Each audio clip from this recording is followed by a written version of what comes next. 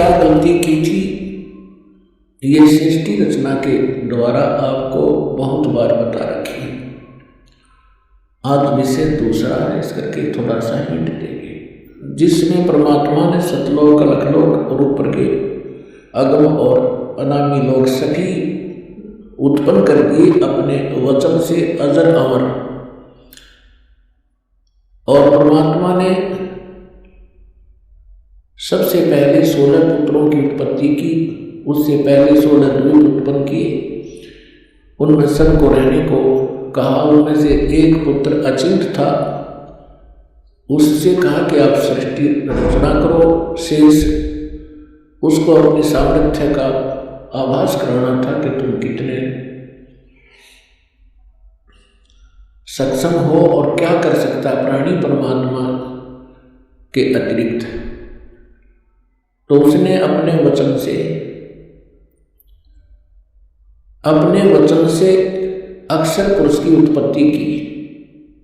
श्रीमद् भगवद गीता अध्याय नंबर 15 के श्लोक नंबर 16 और 17 में 3 पुरुष हैं, सरपुरुष, अक्षर पुरुष और उत्तम पुरुष है तो अन्य है। उसको परम अक्षर पुरुष यानी परम अक्षर ब्रह्म कहते हैं, जो श्रीमद् भगवद गीता अध्याय नंबर 7 के श्लोक 29 में गीता ज्ञानदाता कहता है कि अर्जुन, जो व्यक्ति जरा और मरण से छूटने के लिए ही प्रयत्नशील हैं, उससे मोक्ष पाना चाहते हैं, बुढ़ापा अवस्था से और मृत्यु से, वो उस तत्परम से परिचित हैं, संपूर्ण अध्यात्म ज्ञान से परिचित हैं और सत्कर्मों से वो वेल नोन है। वही लोग यहाँ से निकलने की, मृत्यु से और जरा या बुढ़ापे के दुख से छूटने का प्रयत्न करते हैं, तो वो उस तत्परम से परिचित होते हैं। अर्जुन ने 8वें अध्याय के प्रथम मंत्र में पूछा कि वो तत्परम क्या है। गीता ज्ञानदाता ने 8वें अध्याय के 30वें श्लोक में कहा कि वो परम अक्षर ब्रह्म है, यानी गीता ज्ञानदाता से अन्य है वो समर्थ शक्ति। तो 15वें अध्याय के गीता जी के 16 और 17 श्लोक में 3 पुरुष हैं, सरपुरुष, अक्षर पुरुष, और 17वें श्लोक में कहा कि उत्तम पुरुष है तो अन्य है। इन दोनों से, सरपुरुष अक्षर पुरुष से वो श्रेष्ठ परमात्मा, उत्तम पुरुष, पुरुषोत्तम तो कोई और है, और वही तीनों लोगों को प्रवेश करके सबका धारण पोषण करता है। वो वास्तव में अविनाशी परमेश्वर है। तो अचिंत ने अक्षर पुरुष की उत्पत्ति की, और अक्षर पुरुष वहाँ एक सरोवर है, मान सरोवर, अमृत से भरा हुआ, उसमें जाके सो गया, गहरा चला गया। वहाँ श्वासों से जीवन नहीं है, काफी समय तक वो बाहर नहीं आया। आपको थोड़ी सी सृष्टि रचना का हिंट देकर आज का जो विषय है वो फिर चलेगा। अचिंत ने देखा अक्षर पुरुष सरोवर के अंदर, निद्रा के अंदर, गहरी निद्रा में सो रहा है, और अक्षर पुरुष के बिना अचिंत सृष्टि नहीं कर सकता। तब उसने अर्ज की कि अक्षर पुरुष निद्रा में है, प्रभु मैं कुछ नहीं कर पा रहा हूँ। तब परमात्मा ने कहा कि बेटा तुम कर भी नहीं सकते, ये तुम्हारे को थोड़ा सा एक झटका दिया है, कहीं तुम बीच में टांग अड़ा लेते। परमात्मा ने सिद्ध कर दिया कि समर्थ का काम समर्थ ही कर सकता है, और दूसरा कोशिश करेगा तो वो मार ही खाएगा। तब परमेश्वर ने उसी सरोवर से थोड़ा सा जल अपनी आचमन में लिया, अपनी शब्द से उसको अंडा बना दिया। अंडे में अपने वचन से, अपने अंदर से एक आत्मा उसमें प्रवेश कर उस अंडे को बहुत बड़ा आकार का अंडा बना दिया, उसको उसमें छोड़ दिया। सरोवर में गड़गड़ गड़गड़ करता हुआ वो नीचे गया। तो उसकी गड़गड़ाहट सुनकर अक्षर पुरुष की नींद, निद्रा खुल गई।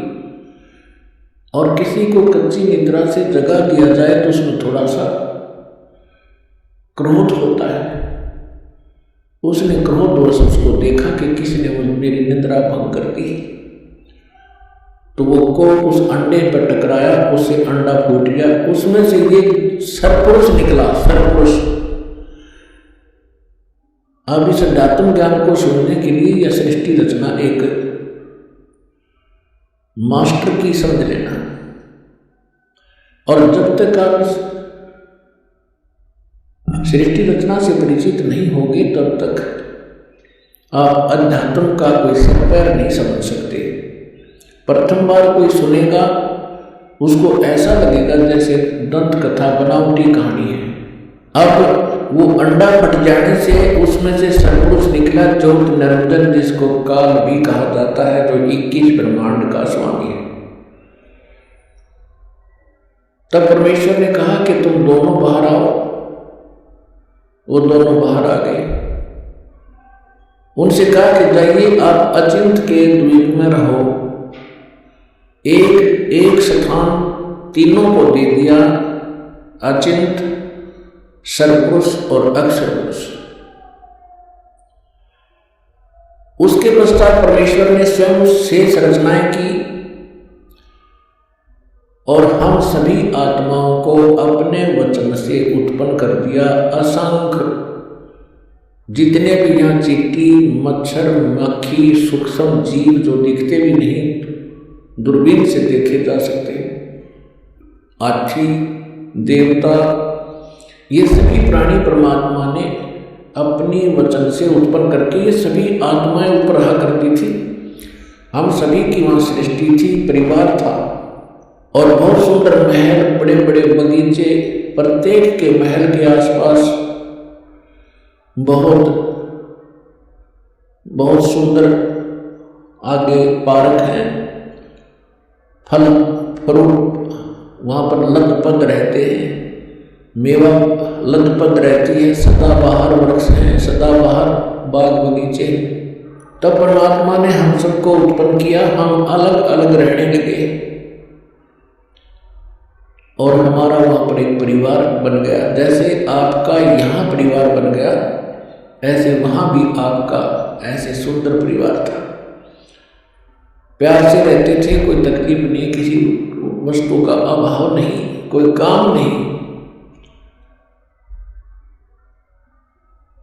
तो फिर कुछ समय के उपरांत काफी समय बीत गया था, तो इस ज्योत निरंजन सतपुरुष के मन में एक खुरापात उत्पन्न हुआ।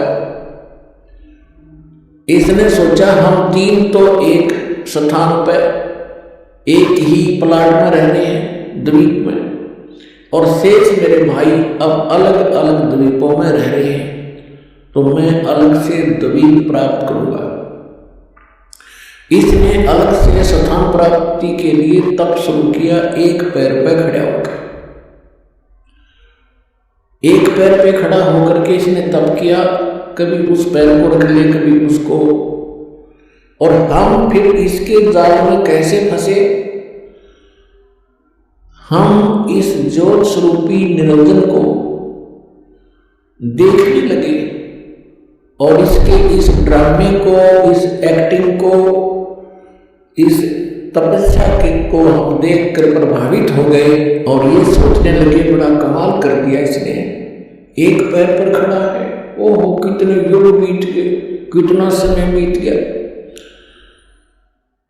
तो ये आज हमारे अंदर भी एक ऐसी प्रेरणा, ये धारणा या कमजोरी आज भी विद्यमान है। जैसे कोई एक्टर, कोई हीरो या हीरोइन, अभिनेता, अभिनेत्री,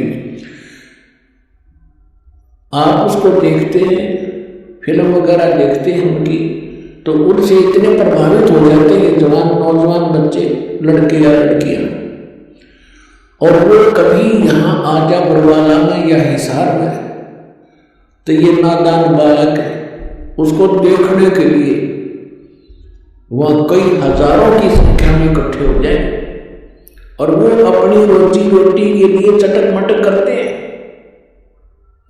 और ये फैजूल में मुफ्त में डरे होने के लिए उसको देखने जाते हैं,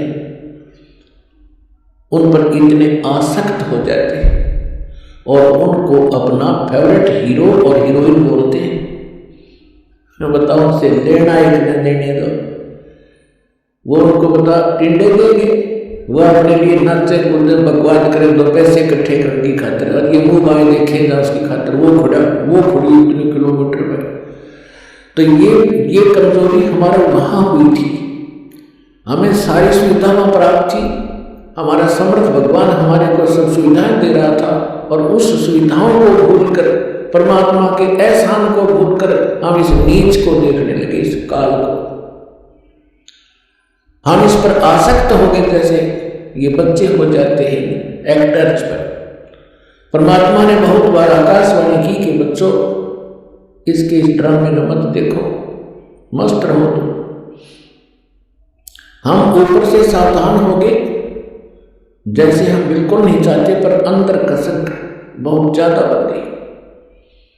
वो तो अंतर्यामी है, हमारी सारी बात जानते थे कि अब ये गए काम तक। जब उसने 70 युग तक तप किया, तब परमेश्वर ने पूछा कि बोल ज्योत निरंजन, आप क्या चाहते हो, क्यों ऐसा ये हट कर रहे हो?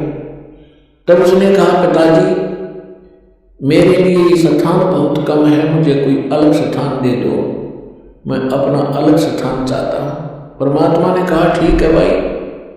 तब से राजमद मानम और जन्म तीसरे शुक्र समानम। तेरे इस तप के कारण मैंने तुझे 21 ब्रह्मांड का राज दे दिया। जैसे एक धनी पिता अपने पुत्र को उसके हिस्से के 21 प्लाट दे दे खाली। अब उन ब्रह्मांडों को पाकर ये कभी उसमें जा रहा है, कभी उसमें कूद रहा है, सारा नाच कूद कर इसने सोची कि इसमें कुछ कंस्ट्रक्शन भी चाहिए। अब वो समर्थ है, सबका सब सारे मटेरियल उस परमात्मा से उपलब्ध हो सकते हैं। इसने फिर तपस्या की, 70 युग फिर तप किया। हम फिर भी इसको बहुत ज्यादा चाह रहे थे, ऊपर से सावधान थे, पर अंदर से कसक गजब की थी। तब परमेश्वर ने पूछा कि बोल क्या चाहता है ज्योति निरंजन, अब तुझे और क्या चाहिए? तब इसने कहा कि भगवान परमात्मा है पिताजी, मेरे लिए मुझे कुछ कंस्ट्रक्शन करने का मटेरियल सामग्री दे दो। तब परमात्मा ने इसको 5 तत्व और 3 गुण दे दिए और कहा, ले बेटा खेल खिलौनों से। इनको पाकर के इसने फिर सोचा कि अब मैं इसमें कंस्ट्रक्शन भी कर लूंगा, और फिर ये यहाँ मुझे अकेले का दिल लगे नहीं, इसके अंदर कुछ प्राणी चाहिए। इसने फिर से हठ योग शुरू किया। सब जब इसने तीसरी बार 64 युग तप किया, तब परमात्मा ने पूछा कि बोल ज्योति निरंजन तू क्या चाहता है? तो जो तूने मांगा मैंने दे दिया, अब क्यों हट कर रहा है? तब इसने कहा कि प्रभु, हे परमेश्वर, हे पिताजी, मेरा अकेले का दिल नहीं लगता, कुछ आत्मा मुझे दे दो। परमेश्वर ने कहा कि देखो भाई, इस और तपस्या के लिए तू कुछ और मांग सकता है, अन्य तेरे को ब्रह्मांड दे दूंगा, लेकिन आत्मा नहीं दे सकता, क्योंकि ये मेरे अंश हैं और तू इनको गढ़ा दुखी कर देगा और मेरे से देखे नहीं जाएंगे फिर ये। तब इसने कहा था, नहीं पिताजी, मैं सत्य का राज करूंगा, जो जैसा कर्म करेगा मैं वैसा ही फल दूंगा, मैं कोई अत्याचार अन्याय नहीं करूंगा। परमात्मा बोले कि पर एक बात है, यदि कोई सब इच्छा से तेरे साथ जाना चाहता है तो मैं अलाउ कर सकता हूं, नहीं तो मैं नहीं भेजूंगा अपनी आत्मा को, चाहे तो कुछ भी कहे। तो हम पहले से ही जो यहाँ आकर फंस गए, गधे कुत्ते सुअर मच्छर माखी सांप बिच्छू बनकर धक्के खा रहे हैं, हम पहले से इस पर आसक्त थे। जब ये हमारे पास आया, इसने पूछा, इसने कहा कि मैंने पिताजी से ऐसे ऐसे 21 ब्रह्मांड प्राप्त किए, उनमें ऐसे ऐसे बाग बनाऊंगा, उनमें स्वर्ग बनाऊंगा, ऐसे ऐसे झरने बनाऊंगा, हीरे पन्ने जवाहरात के पहाड़ बनाऊंगा, क्या तुम मेरे साथ चलोगे? हम तो पहले आसक्त थे। हमने कहा कि यदि पिताजी आज्ञा दे देंगे तो हम चल पड़ेंगे, हम तैयार हैं। इसने पिताजी के पास, परमेश्वर के पास जाकर कहा कि हे भगवान, कुछ आत्माएं मेरे साथ चलने को तैयार है। तब परमात्मा ने कहा कि ऐसे नहीं, मेरे सामने स्वीकृति जो करेगा मैं उसको भेज सकता। अब पुण्यात्माओं, एक समस्या और आती है, क्योंकि हम इस नए ज्ञान में सुनते हैं तो हमारे अंदर इतनी शंकाएं उत्पन्न हो जाती हैं, जैसे सावन के महीने में घास टूट जाया करे, निरी शंकाएं पैदा होगी, पर शंका का समाधान इस सत्संग से होगा। सुनते ही रहना, अपने आप सेटिंग हो जाएगी। अब आपके मन में ये आएगा कि परमात्मा तो जानते कि हमें कितना कष्ट होगा, तो हमें यहाँ नहीं भेजना था। हम अपनी गलती नहीं मानते कि हमने अपने पिता को छोड़ के इस नालायक पर आस्था नहीं करनी चाहिए थी, जितो हमें सारा सुख दे रहा था, और वो तो त्याग दिया और इस नंग के पीछे लाग दिया जो आप भिखारी उस परम पिता का। अपना आत्मा दूसरा ये एग्जाम्पल समझिए कि जैसे सेब विक्रेता होता है, उसको सेब कितनी प्रिय होती है, कितनी कॉस्टली होती है। 1, 2, 3, 4, 10 यदि सेब खराब हो जाती हैं, वो उन सेब को उन सेबों में नहीं रख सकता जो स्वस्थ है। वो भले उसको खूब कष्ट होता है, दुख होता है, उसको ये पता है कि मेरे को 100-200 रुपये की हानि होगी, वो फिर भी उन खराब सेबों को उठा के और कुरने में फेंक देता, उन्हें सुअर खा कर। भले उसकी आत्मा दुखती है कि मुझे कितनी हानि होगी, लेकिन रख नहीं सकता कि ये और भी डोल देगी। तो हम खराब सेब हो गए थे और परमात्मा ने हमारे को वहां से फेंकना अनिवार्य समझा था। ये एक और एग्जाम्पल आपको बता दे रहा है। अब परमात्मा ने हमारे से आकर पूछा कि बोलो भाई कौन जाना चाहता है इसके साथ, तो हम अपने पिता के सामने बोल नहीं सके, शर्मिंदा हो गए, लज्जित हो गए, नीची गर्दन कर ली, क्योंकि वो पहले कहा करते थे कि इस पर आसक्त ना होना।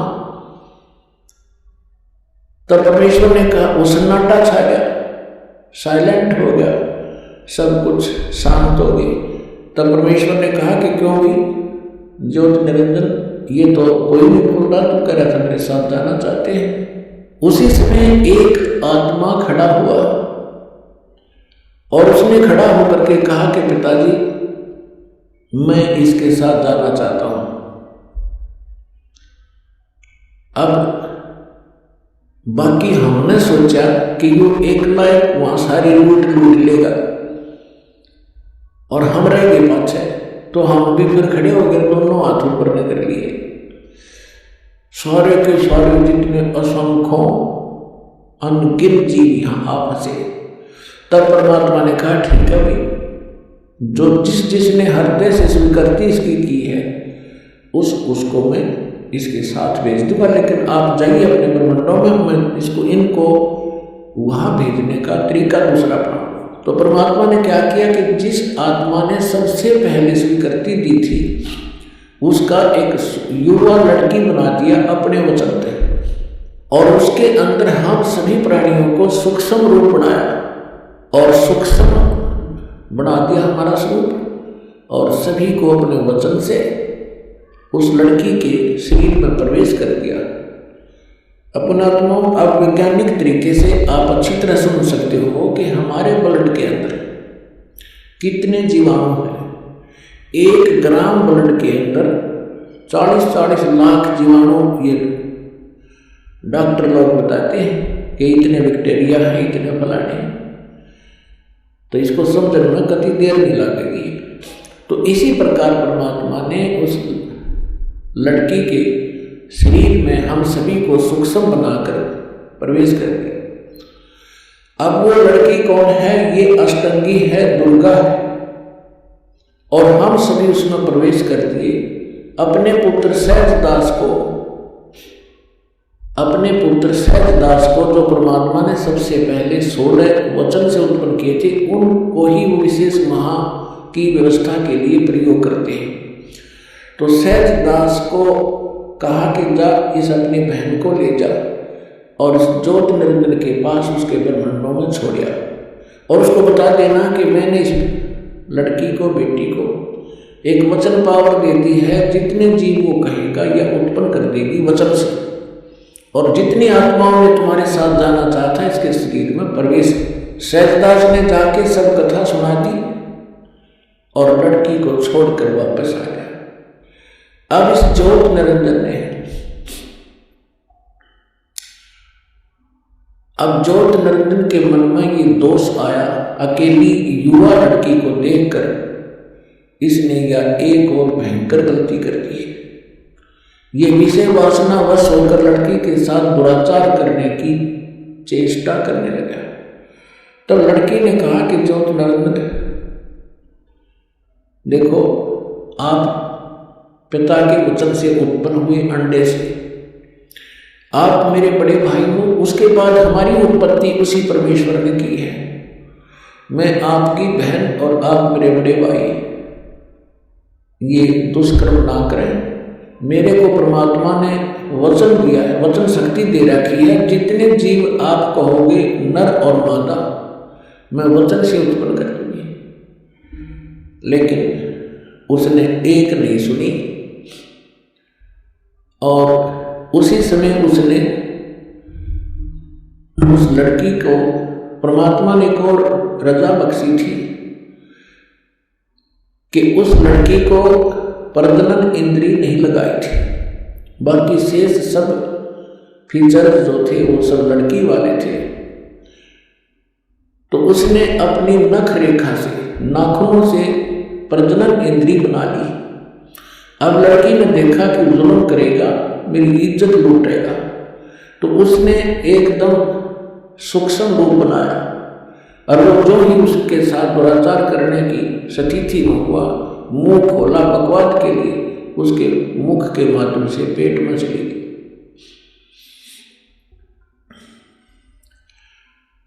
और वहां जाकर के उसने पुकार किया कि हे पिताजी मेरी रक्षा करो, मेरे साथ इसने ऐसा दुर्व्यवहार किया। परमात्मा को पता था कि तुमने यही टिंडे देगा, उनको पहले मालूम था। हो गया शुभ ड्रामा इसका। तब अपने पुत्र जोगजीत का रूप बना के, जो प्रथम 16 उत्पन्न हुए थे, उन्हीं के रूप में परमात्मा यहाँ आते हैं और उसके लोक में भी जोगजीत रूप बनाकर गए थे। और वहां प्रकट होकर के कहा कि ज्योत निरंजन सुन दे अब वचन परमात्मा का, तूने एक महान दोष कर दिया इस सच्चे लोक में, और ऐसे सच्चे लोक में ऐसे जुल्म करने वाले को ये दंड लगता है, ये दोष लगता है, अपराध लगता है, उसको एक रोग लगता है। आज से तेरा नाम काल होगा। लड़की को तूने बदतमीजी से दुखी किया और तेरे पेट में ये चलेगी, तूने इसको निगल लिया और 1 लाख मानव शरीरधारी प्राणी तो डेली खाया करेगा और 1.25 लाख उत्पन्न किया करेगा। उसके पेट को चाक किया परमात्मा ने अपने नाखून से, लड़की को बाहर निकाल दिया और कहा कि आज से तुम यहां नहीं रहोगे, इन 21 ब्रह्मांड को लेकर तुम दोनों यहां से चले जाओ मेरी आंखों के सामने से। अब ज्योत निरंजन ने बहुत फिर बाद में अपनी गलती का आभास भी हुआ और कहा भाई मुझे माफ कर दे, पिता से मुझे क्षमा करवा दे। वो अपना भाई समझ रहे थे, जोगजीत समझ रहे थे वो स्वरूप परमात्मा। तब परमेश्वर ने कहा कि बस और फालतू बात मत करें और यहां से अति शीघ्र निकल जाए। इतना ही कहा था, उसके 21 ब्रह्मांड विमान की तरफ तरह खिसक चल पड़े बहुत ही गति से, और सतलोक से 16 शंख कोश की दूरी पर आकर परमात्मा के विधान अनुसार ये यहां चक्कर लगाने लगे। 16 शंख कोश की दूरी पर सतलोक से ये हम यहां बैठे हैं। नील पद्म शंख, जैसे हम कहते हैं ना 1000, 10,000, लाख, करोड़, 10 करोड़, अरब, 10 अरब, खरब, 10 खरब नील, 10 नील पद्म, 10 पद्म फिर शंख। तो ऐसे 16 शंख कोश, एक कोश के अंदर लगभग 1.5 मील होता है और 1 मील में लगभग 1.5 किलोमीटर होता है, यानी लगभग 3-3.25 किलोमीटर एक कोश में होते हैं। तो 48 संख्य किलोमीटर की दूरी पर हम सतलोक से यहाँ आगे, ये काल और ये दुर्गा। अब यहाँ करके इसने सोचा, इसने फिर वह बकवास शुरू करी। लड़की ने फिर कहा कि ज्योत निरंजन देख, जुल्म ना करे, पहले तो मैं तेरी बहन, तो मेरा बड़ा भाई, फिर मैं तेरे पेट से बाहर आई, तेरी बेटी होगी, और ये दोनों नाते पवित्र होते, तो जुल्म ना करें। पर इसने एक नहीं सुनी और दुर्गा के साथ पति पत्नी व्यवहार किया और 3 पुत्र उत्पन्न किए। 3 पुत्र अष्टंगी जाए, ब्रह्मा विष्णु शिव नाम धराए। अपन आत्माओं यहाँ थोड़ा सा हिंट देंगे, क्योंकि आज का विषय एक बहुत ही अपने स्तर का होगा। क्योंकि एक तो ये सिद्ध करना अनिवार्य है कि हम जिसकी शरण ग्रहण किए हुए हैं वास्तव में वो परमात्मा है कि नहीं। तो ये परमात्मा अपने द्वारा रची हुई सृष्टि को स्वयं ही ठीक ठीक बताता है, और उस परमेश्वर ने अपनी रचना को, अपनी सृष्टि रचना को आप ही आके बताया है। आज तक ब्रह्मा विष्णु महेश की कोई उत्पत्ति करने वाला आदमी नहीं था। ऋषि महर्षि चाहे कोई कितना विद्वान पाक रहा था। फिर क्या हुआ, अब थोड़ा सा ये मौखिक बता के फिर आपको शास्त्रों में दिखाऊंगा, तब आपका विश्वास दृढ़ होगा। तब ये तीनों पुत्र उत्पन्न हो गए। इसने क्या कर रखा है, ये देखिएगा, एक ब्रह्मांड है, ये एक ब्रह्मांड है।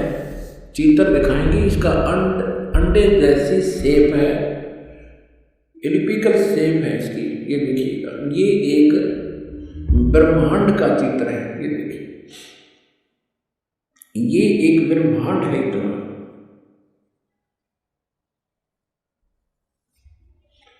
और इसमें क्या क्या स्थिति है देखिएगा।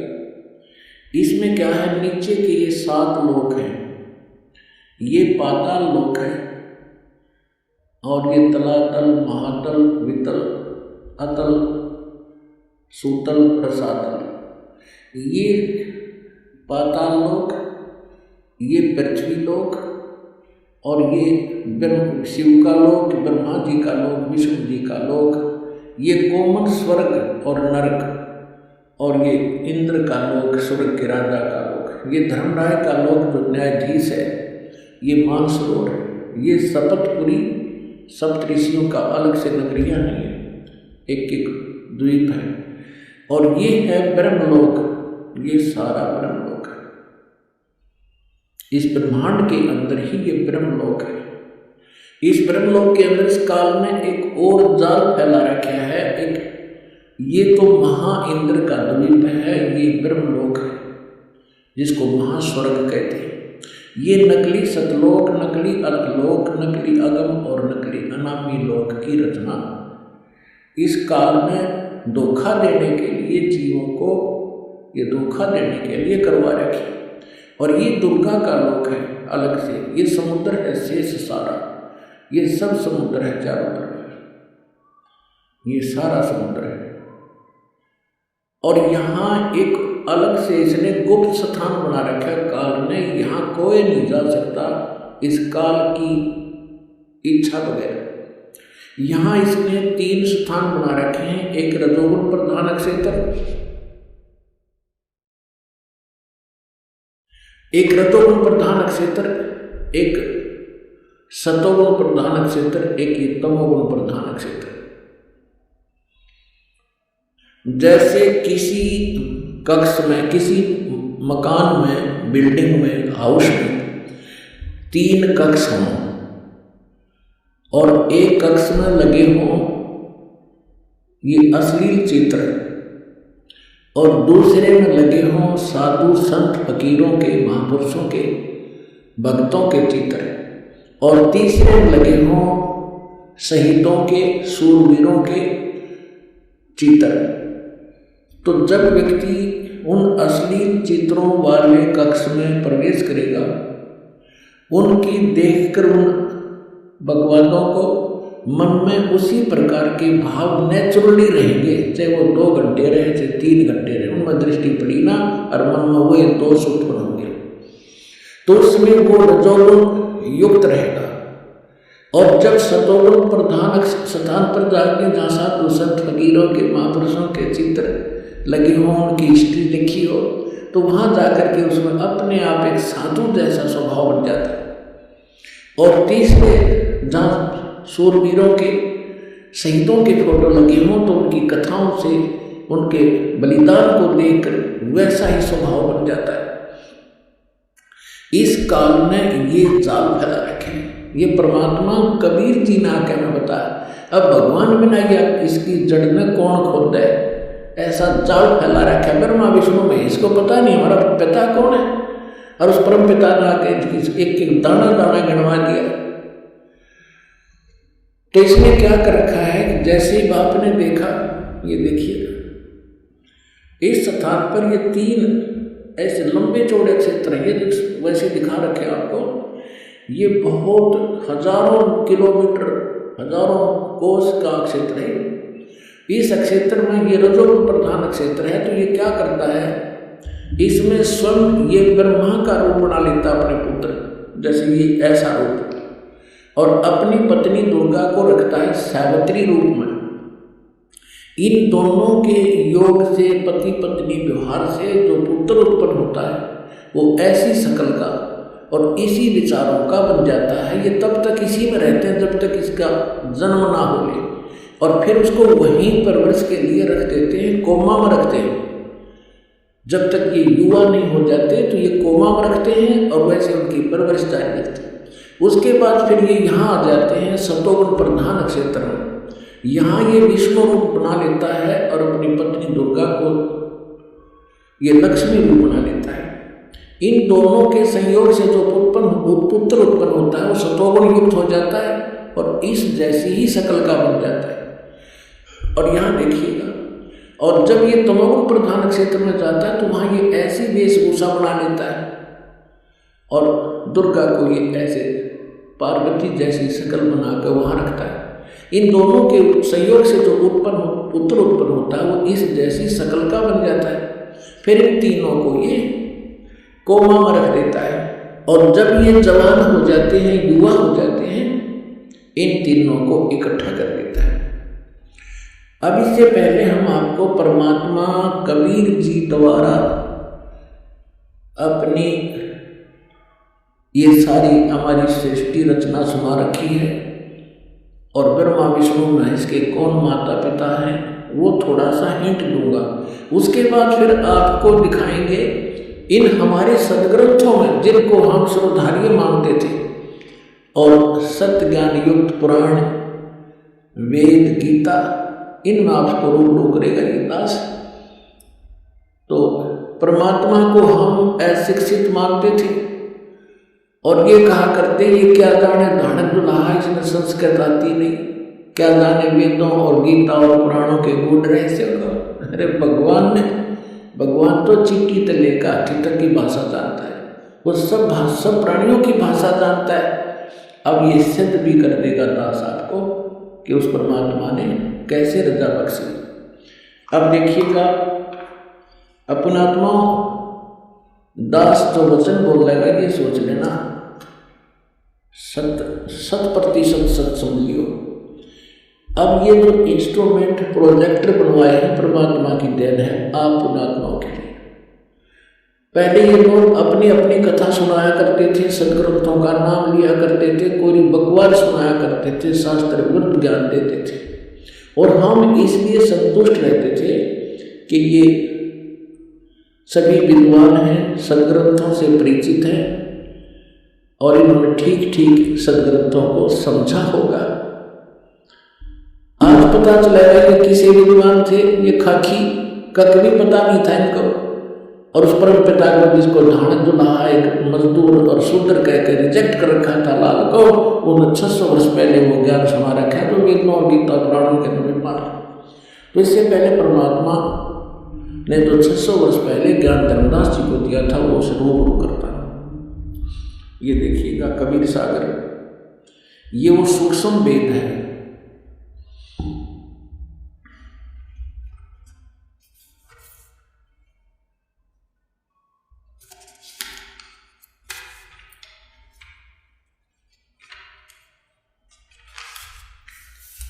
ये देखिएगा यहाँ पर, ये यहाँ से छपा है। मुद्रकम प्रकाशक है खेमरा श्री कृष्णदास अध्यक्ष, श्री वेंकटेश्वर प्रेस, खेमरा श्री कृष्णदास मार्ग, मुंबई।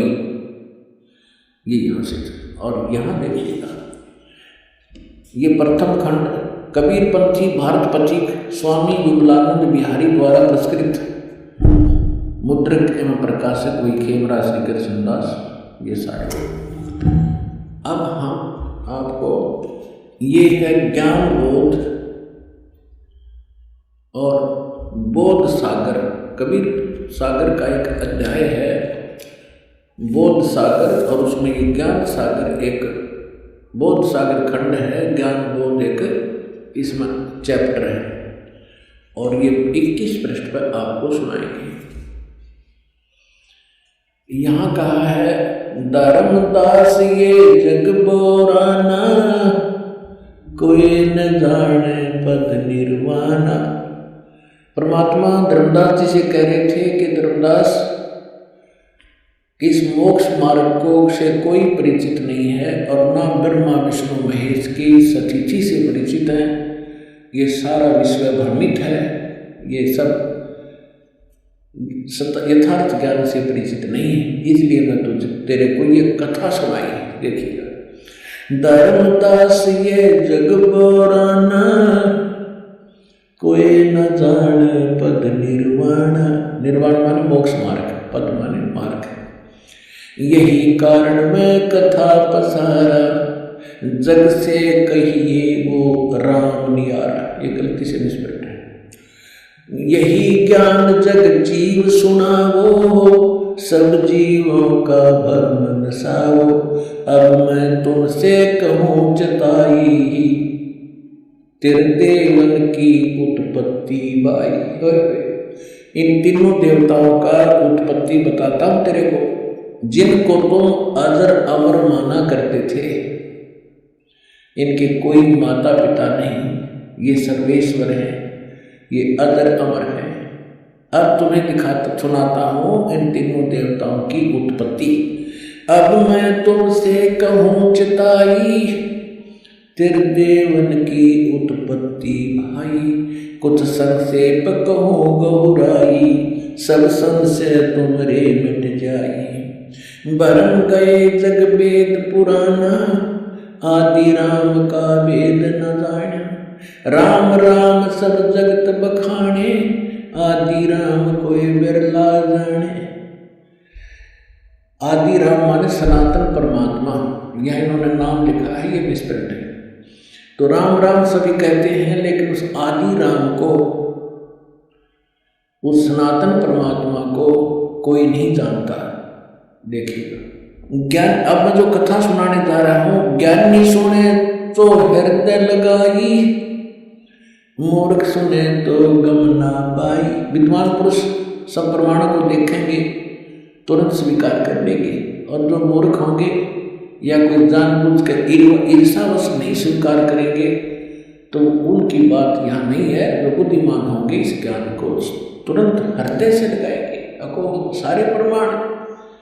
और परमात्मा कहते हैं, जानबूझ साची तजय, और करे झूठ तेने, और ताकि संगति प्रभु सपने में भी ना दे। ऐसा दुष्ट सामने प्रमाण देख के और फिर नखरे करता है, तो जानबूझ साची तजय और करे झूठ तेने, तो ताकि संगत है प्रभु कहते सपने में ना दे। ऐसा दुष्ट कभी कहते कभी ना मिलाइए इसे व्यक्ति, सामने प्रमाण है और फिर नहीं मान रहा है। तो यहाँ परमात्मा कहते हैं, ज्ञानी सुने सो हृदय लगाई, मूर्ख सुने तो गम ना पाई। अब क्या बताने जा रहे हैं? माँ अष्टंगी पिता निरंजन, माँ अष्टंगी पिता निरंजन, ये जम दारुण वंशन अंजन। पहले कीन निरंजन राई, पीछे से माया उपजाई। कहते हैं पहले उस ज्योत निरंजन की उत्पत्ति की थी अंडे से, और पीछे से दुर्गा बनाई थी, उत्पत्ति की थी। पहले कीन निरंजन राई, पीछे से माया उपजाई। माया रूप देख अति शोभा, देव निरंजन तन मन लोभा। दुर्गा के उस स्वरूप के ऊपर आसक्त होकर इस काल ने यह वृत्ति की। कामदेव धर्मराय सताए, देवी को तुरंत धर खाए। इसके अंदर विषय वासना प्रबल हुई। धर्मराय इस काल को भी कहते, इसने कहा था मैं सत का राज करूंगा, मैं धर्म का राज करूंगा, तो तब इसको धर्मराय कहा करते थे। और जब इसने लड़की के साथ जुल्म किया, इसको काल कहा गया। अब क्या कह रहे हैं? माया रूप देख अति शोभा, देव निरंजन तन मन लोभा। कामदेव धर्मराय सताए, देवी को तुरंत धर खाए। पेट से देवी करी पुकारी, हे साहेब मेरा मोह करो उबारी। टेर सुनी सतगुरता आए, अष्टंगी के वध छड़वाए। अब यहाँ पर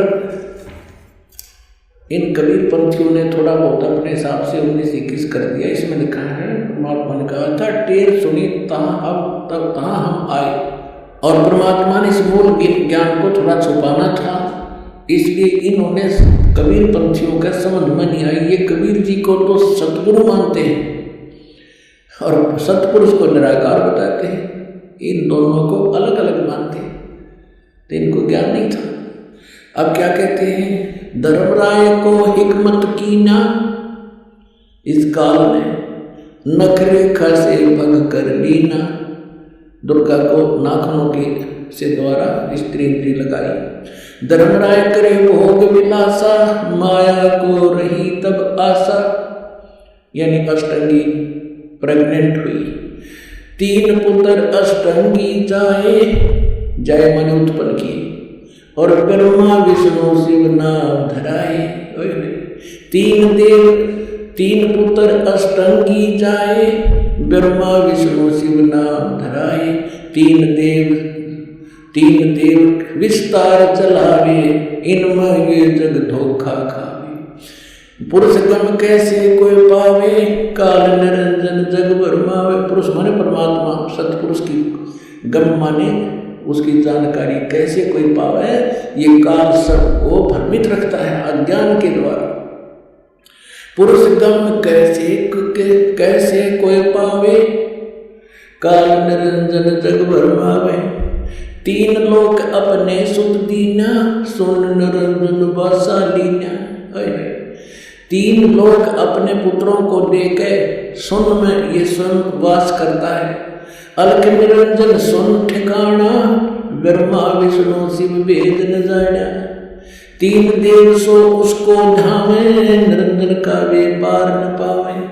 अलख निरंजन बड़ा बटपारा, 3 लोक जीव करे आहार। ब्रह्मा विष्णु शिव नहीं बचाए, सकल खाए पुर दूर उड़ाए।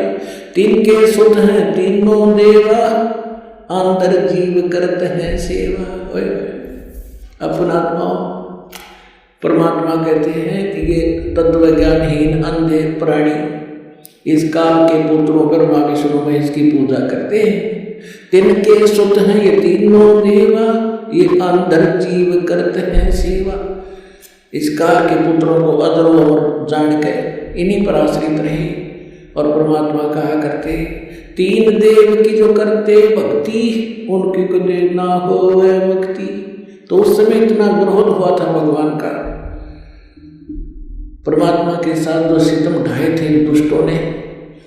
आज कलेजा को आजा वो कथा कभी कभी सुनाएंगे आपको रह रहकर।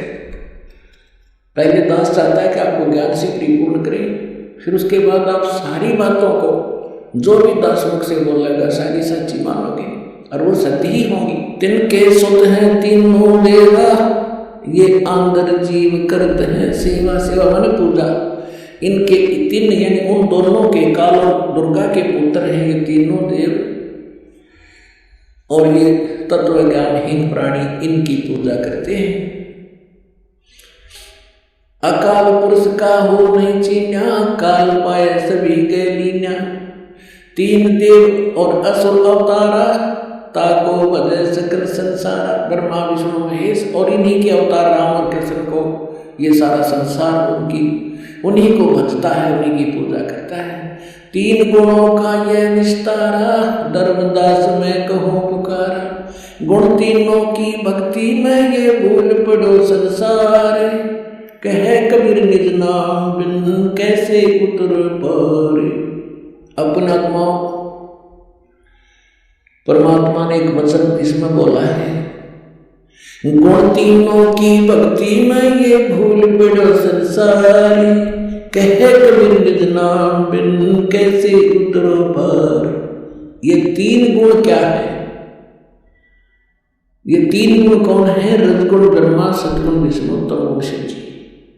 और इसको परमात्मा को, कबीर साहब को अशिक्षित कहा करते, शूद्र कहा करते। ये धारणक दुल्हा क्या जाने सब ग्रंथों के गूढ़ रहस्य को।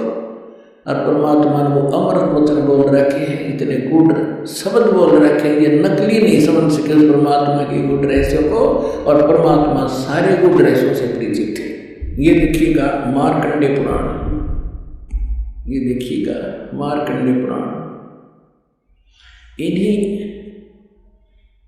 और गीता प्रेस गोरखपुर तो ऐसा है समझ लो, जो ऑथेंटिक रिकॉर्ड हिंदू धर्म के लिए। ये मार्कंडेय पुराण सचित्र मोटा टाइप के और हिंदी गीता प्रेस गोरखपुर से प्रकाशित है। इसके 123 पृष्ठ पर ले चलते हैं आपको। 122 तो यहाँ पर है संक्षिप्त मार्कंडेय पुराण, यहाँ से शुरू होता है। मार्कंडेय जी कह रहे हैं, मार्कंडेय जी बोले, मुने, अब यहाँ जाते हैं शेखती सामने। रजोगुण प्रधान है, रजोगुण प्रधान ब्रह्मा और तमोगुण प्रधान रुद्र और सत्व प्रधान विश्वपालक विष्णु है। यही तीन देवता है और यही तीन गुण है। और थोड़ा सा पक्का कर दो, ये देखिएगा, ये है श्रीमद् देवी भागवत हिंदी टीका सहित भाग 1। ये कौन से, इसमें संस्कृत भी साथ है और ये सबसे बड़ा काम इसमें ये संस्कृत भी साथ है, हिंदी अनुवाद भी है। अथ श्री देवी भागवतम सभाष्टिकम समाटम, खेमरा श्री कृष्णदास प्रकाशन, मुंबई। ये इसका 3रा स्कंद है। ये है अथ श्री मद देवी भागवते भाषा टीका युक्ते 3 स्कंध प्रारंभते, 3रा स्कंद शुरू होता है। ये 11 पृष्ठ है और ये 5वां अध्याय है। इसका 8वां श्लोक है। भगवान शंकर अपनी माता दुर्गा से कह रहे हैं, हे माता, यदि हमारे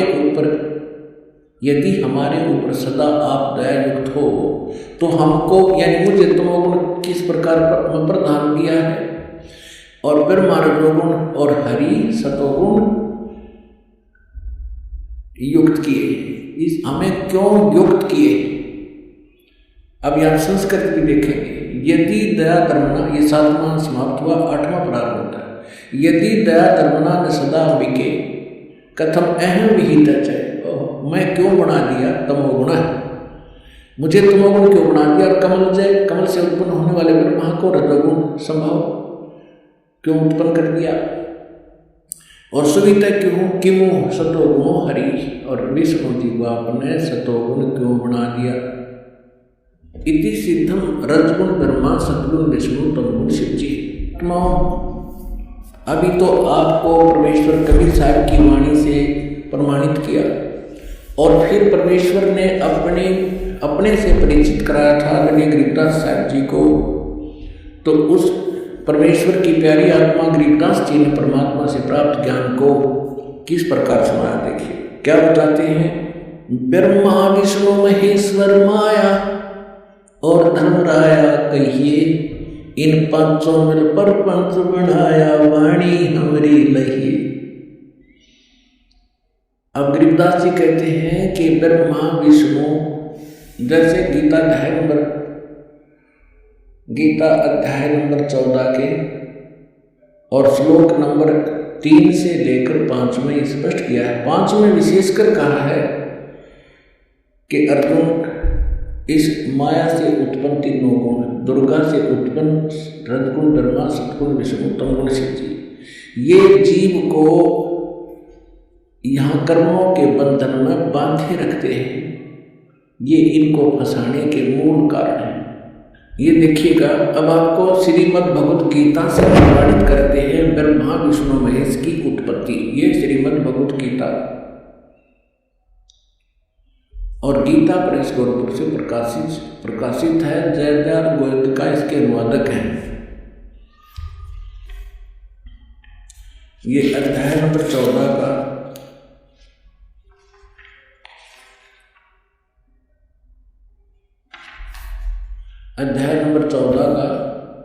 श्लोक नंबर 3 से 5 सुनाएंगे आपको। ये 3, इसमें क्या कहा है कि अर्जुन, मेरी ये महत ब्रह्म रूप मूल प्रकृति। अब आपको दास ने श्रीमद् देवी भागवत के 3रे स्कंद में विष्णु जी कहते हैं अपनी माता दुर्गा को कि तुम शुभ स्वरूपा हो, ये सारा संसार तुमसे उद्भासित हो रहा है। मैं ब्रह्मा और शंकर आपकी कृपा से विद्यमान है। हमारा आविर्भाव माने जन्म और तिरोभाव माने मृत्यु होता है। आप ही पूर्ण प्रकृति हैं। और इसमें रुद्र संहिता शिव पुराण के अंदर आपको दिखाया था कल कि इस सदाशिव काल रूपी ब्रह्म ने अपने ही विग्रह से वह सृष्टि निकाली, दुर्गा निकाली, और उसको प्रकृति भी कहते हैं। पहले उसको फिर ये दिखाते हैं आपको, देखिएगा। अब 14वें अध्याय के 3रे श्लोक में ये क्या कहता है कि अर्जुन, ये काल बोल रहा है ब्रह्म, मेरी ये मूल प्रकृति सभी संपूर्ण भूतों यानी प्राणियों की योनि यानी गर्भाधान स्थान है। और मैं काल ब्रह्म उस योनि में गर्भ यानी चेतन समुदाय गर्भ को स्थापना करता हूँ और तत्मन उस के संयोग से सभी प्राणियों भूतों माने प्राणियों की उत्पत्ति होती है। 4 में क्या कहा है, ये अर्जुन, ये नाना प्रकार की सब योनियों में जितने भी मूर्तियाँ यानी शरीरधारी प्राणी हैं उत्पन्न होते हैं। प्रकृति यानी दुर्गा तो उनकी गर्भ धारण करने वाली माता है और मैं बीज स्थापन करने वाला पिता हूँ। आगे देखो 5वें में, हे अर्जुन, सतगुण रजगुण और तमगुण, सतगुण विष्णु, रजगुण ब्रह्मा, तमगुण शिव जी, ये प्रकृति से उत्पन्न, दुर्गा से उत्पन्न, और तीनों गुण रजगुण ब्रह्मा, सतगुण विष्णु, तमगुण शिव जी अविनाशी जीवात्मा को शरीर में फंसाए रखते हैं, बांधे रखते हैं कर्मा के अनुसार। अब इसने तो यो ठीकरा फोड़ दिया ब्रह्मा विष्णु महेश पर कि ये बांध रहे हैं। अब ये महापुरुष क्या कहते हैं, भगवान क्या कहते हैं परमात्मा से प्राप्त ज्ञान से। अब गरीबदास जी क्या कहते हैं, ब्रह्मा विष्णु महेश्वर माया और धर्मराया कहिए। क्या कह रहे हैं कि ब्रह्मा विष्णु अकेले दोषी नहीं है, ये धर्मराय माने काल और यह दुर्गा, ये इन 5वां नंबर तुम्हें फंसा रखा है अकेले। इसने ब्रह्मा विष्णु महेश दोषी बना दिए। अब क्या बताते हैं, ब्रह्मा विष्णु महेश्वर माया और धर्मराया कहिए, इन 500 मिलकर पंच बनाया वाणी हमारी नहीं। हम जो कह रहे हैं इसको घनी गौर से सुनना और इस पर बहुत गौर करना। इन 5वां ने मिलकर ये परपंच बना रखा है, आपको यहाँ फंसा रखा है। ये है खोखापुर की बाजी, विष्णु कुंड दगासी साची, ये कृत्रिम जीव बुलाने बाई, निज घर की तो खबर न पाई, अपने निज घर का तो ये पता भी नहीं लगने देता, ऐसा जालिम है ये काल। 1.25 लाख उपजे नित हंसा और 1 लाख बिन से नित अंसा। 1.25 लाख उत्पन्न करता है और 1 लाख को रोज खाता है। उत्पत्ति खपती प्रलय फेरी, हर्ष शोक जोरा जमन जेरी।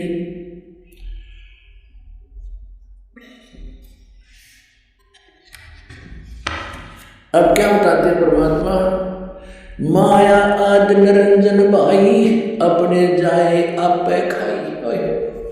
अपने आत्माओं, आप जब इस ज्ञान से परिचित होगे, आपकी आत्मा गदगद हो जाएगी और तेरा गजब हुई कहाँ बस रहे थे और क्या हम ज्ञान लिए बैठे थे। अब क्या बता रहे महापुरुष, माया आद निरंजन भाई, ये अपने जाए आप खाई। ज्योत निरंजन और ये दुर्गा आप पैदा करते हैं और आप खाओ सारा।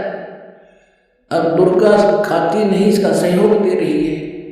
अब इसके विवश होगी, अपने पाप कर्मों के कारण हम इसके पराधीन हो गए और इसने दुर्गा को इतना डरा रखा है कि तू मेरा भेद किसी को नहीं बतावेगी, नहीं तो तेरी खैर नहीं है।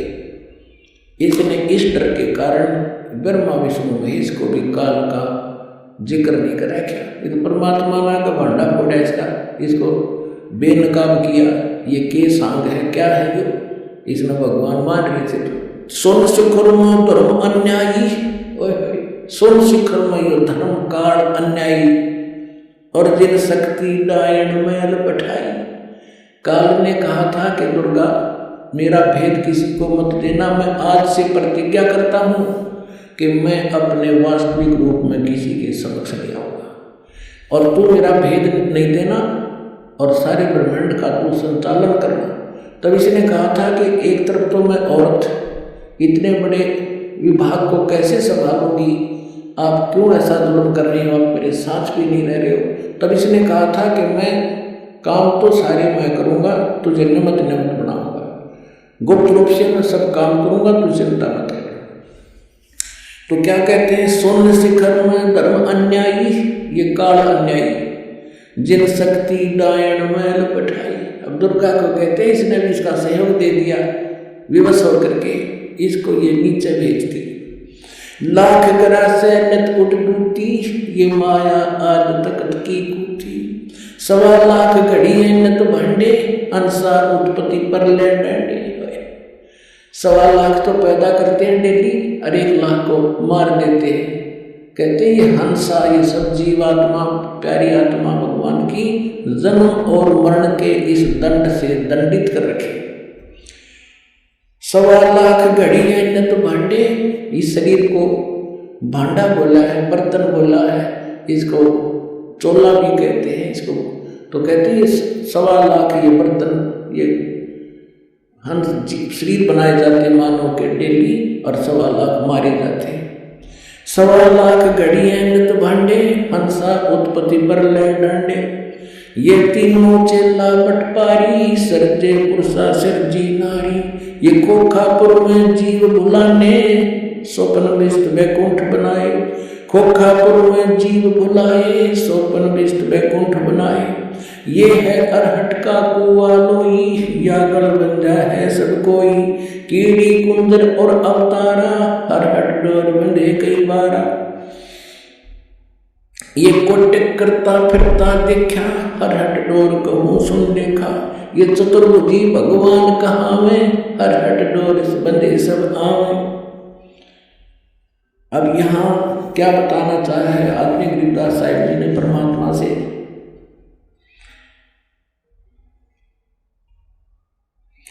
ब्रह्मा विष्णु महेश्वर माया और धर्मराया कहिए। इन 500 मिल पर पंच बनाया, वाणी हमरी लइए। इन 500 मिल जीव अटकाए, हम युगन युगन आड़ छुटाए। गरीबदास साहब कहते हैं, भगवान कबीर साहब बता रहे हैं कि इन 500 ने मिलकर जीवों को फंसा रखा है और हमने युगों युगों में आकर और इन जीवों को छुटाया और सतलोक ले गए। बंदी छोड़ हमारा नामम, अगर अमर है अस्थिर ठामम। पीर पैगंबर कुतुब ओलिया, सुर नर मुनि जन ज्ञानी। पीर पैगंबर कुतुब ओलिया, सुर नर मुनि जन ज्ञानी। इत्या को तोरा ना पाया, जम के बंदे प्राणी। पुणात्मा, जब दास ने परमात्मा की वाणी पढ़ी थी के सुर नर मुनि जन 33 करोड़ी, ये बंदे सभी काल की डोरी।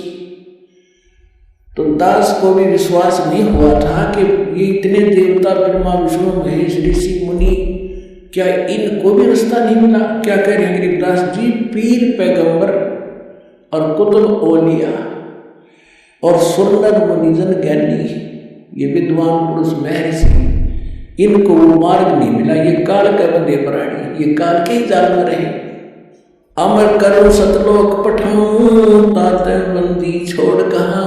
अब कबीर साहब कहते थे मैं अमर करूं और तुम्हें यहां से काल के जाल से छुटवाऊं, इसलिए मैं बंदी छोड़ के लाता हूं, यानी काल के बंधन से छुटवाने वाला। अपने आत्माओं, ये इतना बड़ा चैप्टर है। जैसे अभी गरीबदास साहिब ने कहा था कि सुन शिखर में धर्म अन्यायी, जिन शक्ति डायन मैल उठाई। अब देखिएगा ये लघु चित्र, ये एक ब्रह्मांड का चित्र है जहां ये काल रहता है। ये देखिएगा, ये सारे एक ब्रह्मांड के अंदर ये व्यवस्था है। आपको बताइए, नीचे के ये 7, ये पाताल सरसातल सुतल तल तलातल मातली, और ये पृथ्वी लोक, ब्रह्मा का लोक, विष्णु जी का लोक, शिव का लोक, विष्णु जी का लोक, और ये कॉमन स्वर्ग है। स्वर्ग और नरक इकट्ठा ही है। और ये इंद्र का लोक, ये धर्मराज का लोक, ये है, इसको महास्वर्ग कहते हैं। ये इतना महास्वर्ग है, ये सारा एक ब्रह्म लोक कहलाता है। इतना ये इसके अंदर अलग व्यवस्था है। तो ये काल यहाँ रहता है, यहाँ पर, और इसने इसका यूँ अलग से व्यवस्था है। ये अलग से, इसमें कोई नहीं जा सकता। इस दुर्गा को इसने यहाँ एक अलग से द्वीप दे रखा है। यहाँ ये यहाँ रहती है, इसकी इच्छा होती है तब इसको ये ऊपर लेता है, इसको फिर नीचे छोड़ देता है। ये फिर यहाँ अपने अलग द्वीप पर रहकर इन सब का, इस पूरे ब्रह्मांड का की देख रेख करती है और इसके संपर्क में रहती है। ये काल यहाँ रहता है ऊपर, और इसके ये ऐसे 21 ब्रह्मांड हैं। ये देखिएगा, ये जो आपने एक ब्रह्मांड देखा था, अब ये समझना ये एक गेंद जो है ये ब्रह्मांड है। ऐसे इसने 5 ब्रह्मांडों को एक स्थान में रोका है, जिसको महाब्रह्मांड बनाया है। तो ऐसे ऐसे 4 महाब्रह्मांडों में 20 ब्रह्मांडों को रोक कर इसने एक 21वां ब्रह्मांड यूँ अलग बना रखा है। ये पूरा देखिए, ये सबसे ऊपर ये अलग एक ब्रह्मांड है। ये वैसे बनाने में, दिखाने के लिए अलग से बनाना, इसकी भी ऐसे ही एलिप्टिकल शेप है ऐसे। तो इसने यहाँ नकली, यहाँ एक अलग से ब्लॉक है, यहाँ पर ये लॉक लगा रखे हैं। प्रत्येक इस सर्कल से निकलने की प्रत्येक भौर गुफा है, प्रत्येक में। इस एक ब्रह्मांड से निकलने की भी भौर गुफा है, इस फिर महाब्रह्मांड से निकलने की भी भौर गुफा है, और इस सारे से निकल कर इसमें प्रवेश करने की प्रत्येक में भौर गुफा है। जब हम सतलोक में जाएंगे और 7 से ब्रह्मांड अक्षर पुरुष के पार करेंगे, वहाँ भी लास्ट में एक भौर गुफा है। इस काल ने उसकी तकरीबन नकल कर रखी। तो ये यहाँ बैठा है शिखर स्वर्ण में सबसे ऊपर। तो यहाँ इसने नकली अलग सतलोक, नकली अलग लोक, अगम और नामी लोक नकली बना रखे हैं जीव को भ्रमित करने के लिए। और यहाँ एक अच्छी आत्माओं में से 12 आत्माएं ऐसा सेव रखता है, उनको कलयुग में भेजता है दूत बनाकर इस नकली ज्ञान को फैलाने के लिए। जैसे दास ने आज के सत्संग में सुनाया था सुबह कि जो पुण्यात्माएं भक्ति करके मर्यादा में रहकर चली जाएंगी वो तो गई सतलोक में, जो रह जाएंगी फिर काल उनका अपना दुरुपयोग करेगा उन अच्छी आत्माओं के। पुण्य तो वो इस समय के होंगे, अच्छी भक्ति से युक्त चारण तो वो अब होंगे, और फिर सारी उम्र असंख्य जन्मों तक वो अपने कर्म फोड़ेंगे, उस पुण्य को ही खत्म करेंगे। तो ये 12 अचिंत भक्तों को ये वहाँ रखता है। अब कलयुग जब आया, इसने ये 12 दूत भेज दिए और उन्हीं को फिर से आगे भेजता रहता है। इनकी इतनी कमाई है, जैसे आप देख रहे हो यो जय धन सतगुरु सच्चा सौदा सिरसा वाला, आज एक चीफ मिनिस्टर से भी ज़्यादा सुविधाएं प्राप्त है जिसको, और इसने कख का पता नहीं, कोई भक्ति नहीं, ये पूर्व जन्म का बहुत संस्कारी प्राणी था और इसने इस काल में भेज दिया है। अब इन सारी उम्र खोटे खोटेगा, कति भक्ति नहीं इसके पास और फिर भी इसके ठाठ रहेंगे और लास्ट में इसको ऐसी बुरी मौत मारेगा, ऐसी दुर्गति होगी ऐसे व्यक्तियों की, आगे चल के ना जाने कौन सी योनि में डाल देगा। तो इसने ये 12 भक्त अच्छी आत्माएं वहाँ सेलेक्ट रखता है प्रत्येक उसमें, और फिर इनको जैसे ये 12 यहाँ भेजे, उनको रह कर फिर जैसे राधा स्वामी शिवदयाल जी जो थे ये अच्छी आत्माओं में थे। उसके बाद फिर ये बाबा जयमल सिंह जैसे, सावन सिंह जैसे, फिर ये बलोचिस्तानी शाह मस्ताना जैसे, और ये अब सच्चा सौदा सिरसा वाले जैसे, ये सारी पुण्यात्माएं थी। इनके पूर्व जन्म के पुण्य संग्रहित हैं और ये सारी उम्र गति भक्ति तो है ही नहीं इनके पास, करेंगे खा किए और फिर भी ये सुखी दिखाई देंगे और सारी इनके वचन में भी थोड़ी बहुत पावर होगी, लोग इनसे प्रभावित भी रहेंगे फंसाए रखने के लिए। तो ऐसे ये 12 यहाँ देखना, ये फिर इसने 12 अचिंत भक्तों का निवास स्थान ये अलग बना रखे और ये यहाँ रहता है। यहाँ एक तपस्या है, इस तपस्या पे 1 लाख मानव शरीरधारी प्राणियों को के सूक्ष्म शरीरों को भूनता है और यहाँ इसका निज स्थान है। ये सुराख है आगे उस अक्षर पुरुष के लोक में जाने का। ये देखिएगा, ये यहाँ अब ये वो 21 ब्रह्मांड है ये वाले, बस इतने और इससे निकलकर इसमें से ये 7 से ब्रह्मांड, ये सरपुरुष के 21, ये 7 से ब्रह्मांड हैं अक्षर पुरुष के परब्रह्म जिसे कहते ये वाले, इतना ब्रह्मांड। तो इसमें यहाँ ये है 21वां ब्रह्मांड इसका, इसमें से आगे जाने का रास्ता है जो सतलोक को जाता है। अब ये बड़े वाला लेंगे हम,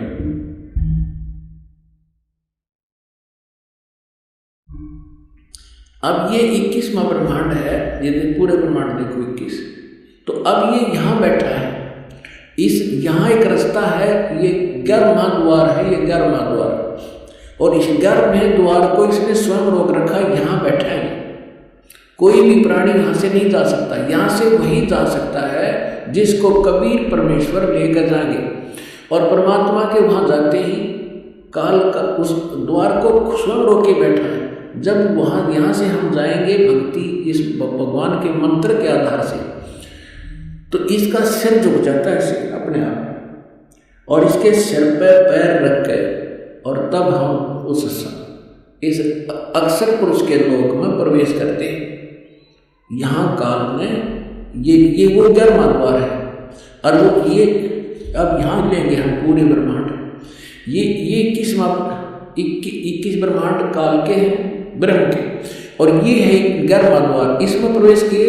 ये अक्षर पुरुष के 7 संघ ब्रह्मांड है, ये छोटे छोटे 7 संघ ब्रह्मांड और ये है वो 12वां द्वार, ये है 12वां द्वार। इससे प्रवेश पार करके तब हम यहाँ सतलोक में परमात्मा के चरणों में पहुँचेंगे और ये असंख्य ब्रह्मांड है, ये परमात्मा का असंख्य। ये तो थोड़ा सा क्षेत्र रह जाता है इनका, ये इतना का क्षेत्र है बस, सरपुरुष और अक्षर पुरुष का दोनों का मिलाक है और ये असंख्य ब्रह्मांड का ये मालिक, ये पूर्ण ब्रह्म सत्य पुरुष है। तो ये 12वां द्वार पार करके हम सतलोक में प्रवेश करेंगे। अब आपने देखा परमात्मा ने बताया कि इस ब्रह्मा विष्णु महेश की उत्पत्ति कैसे हुई और अब थोड़ा सा हिंट इन पुराणों से देना पड़ेगा ताकि आपका विश्वास दृढ़ हो। पुण्यात्माओं, यदि इस जीवन में आपको कोई विशेष काम है तो ये है परमात्मा को समझना, जानना और मोक्ष प्राप्त करना। जब भगवान आपको मिल गया, सत्साधना आप करते हैं तो आपके जो भौतिक लाभ हैं वो तो ना चाहते हुए भी आपको मिलेंगे। परमात्मा आपको सारे सुख भी देगा आपको भक्ति कराने के लिए। जैसे हम अपने बच्चों को शिक्षा ग्रहण कराने के लिए कितनी सुविधा देते हैं, स्वयं हम मजदूरी करते हैं और बच्चों को बढ़िया ड्रेस देते हैं, उनको गाड़ियों में भेजते हैं और 15-20 वर्ष तक बच्चे तो पढ़ो और अपना कल्याण करो। तो ये परमात्मा ने आपको ये ड्रेस तो दी है मनुष्य की, ये विद्यार्थी को आप विद्यार्थी हैं, और जब आप सही विद्या ग्रहण करोगे, परमात्मा अनुकूल चलोगे, तो आपको सारी सुविधा ऑटोमेटिकली मिलेगी। आपके घर में सुख, आपके शरीर में सुख, आपके सब संकटों का निवारण करेगा भगवान, तभी आप भक्ति कर सकोगे। तो इसके लिए आपने अच्छा समय निकालना पड़ेगा। ये देखिएगा, ये श्री शिव पुराण सचित्र मोटा टाइप, केवल हिंदी, गीता प्रेस गोरखपुर से प्रकाशित है। इसके कौन है प्रकाश संपादक? हनुमान प्रसाद पोदार।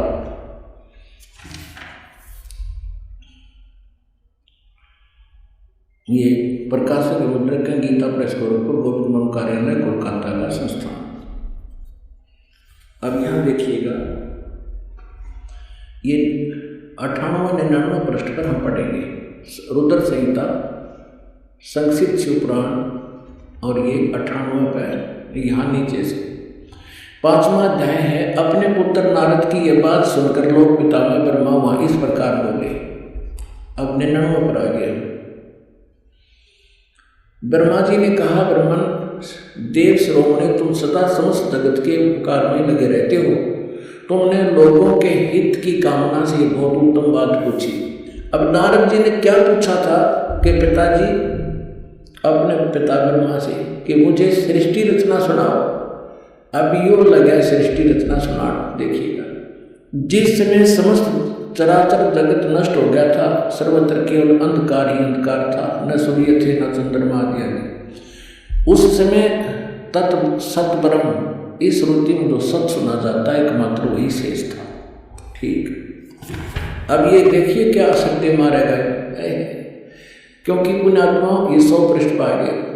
आपको थोड़ा सा हिंट दे दूं कि परमात्मा जब प्रथम सतयुग में आए थे, इन तीनों को मिले थे, ब्रह्मा जी को, विष्णु जी को, शिव जी को। इन्होंने मालिक से ज्ञान एक संत रूप में, ऋषि रूप में, और इन्होंने ये ज्ञान सुना था परमात्मा से।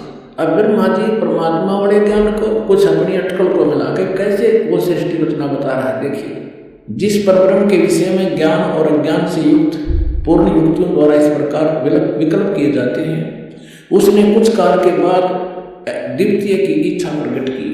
उसके भीतर एक से अनेक होने के संकल्प उदित हुआ। तब उस निराकार परमात्मा ने अपनी लीला शक्ति से अपने लिए एक मूर्ति की कल्पना की।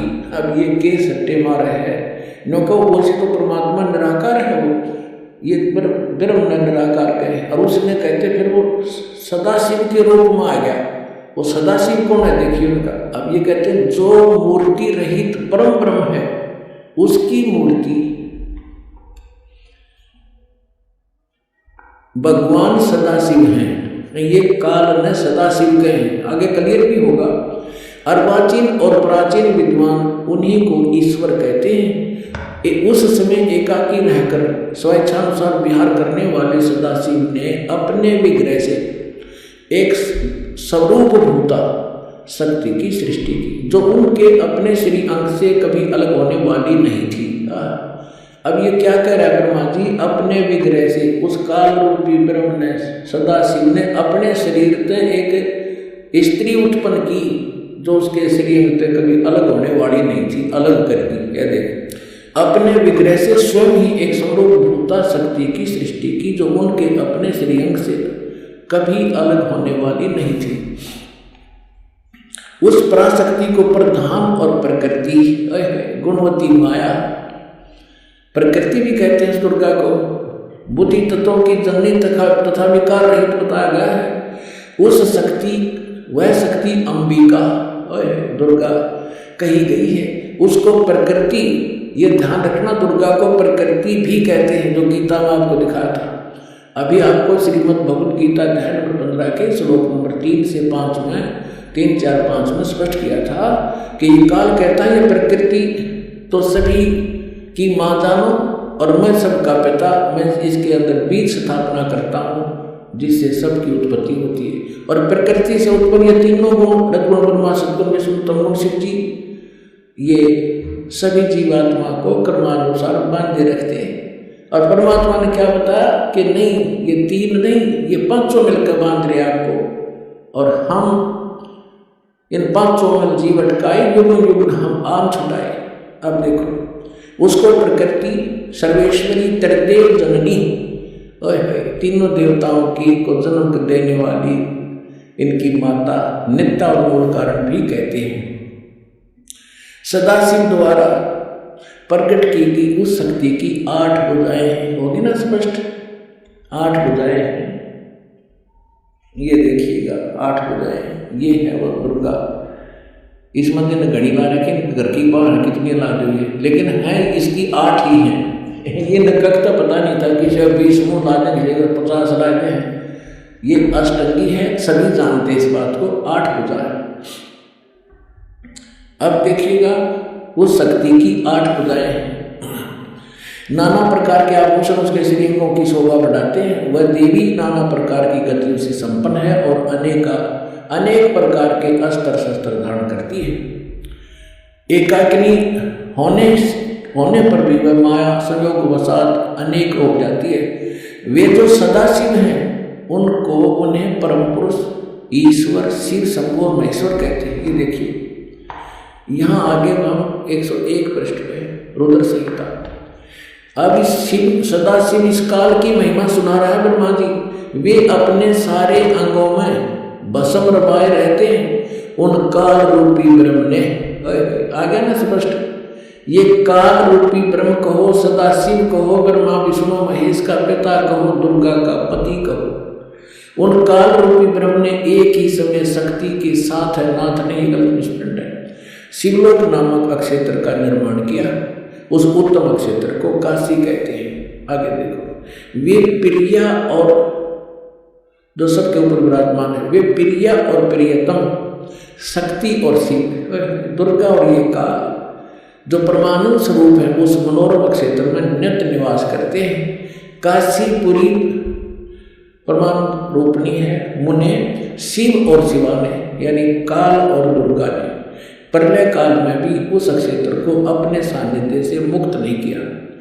देवर्षि ब्रह्मा जी करें एक समय उस आनंद वन में रमण करते हुए शिवा और शिव के मन में यह इच्छा हुई कि किसी दूसरे पुरुष की सृष्टि करनी चाहिए। अब इन्होंने संतानों उत्पत्ति की सोची और फिर उन्होंने संतान उत्पत्ति क्रम किया। उससे 2 पुत्र तक हासिल कर दिए ब्रह्मा और विष्णु। देखिए सृष्टि करनी चाहिए जिस पर यह सृष्टि संचालन का महान भार रखकर हम दोनों केवल काशी में रहकर इच्छा अनुसार विचरें और निर्वाण धारण करें।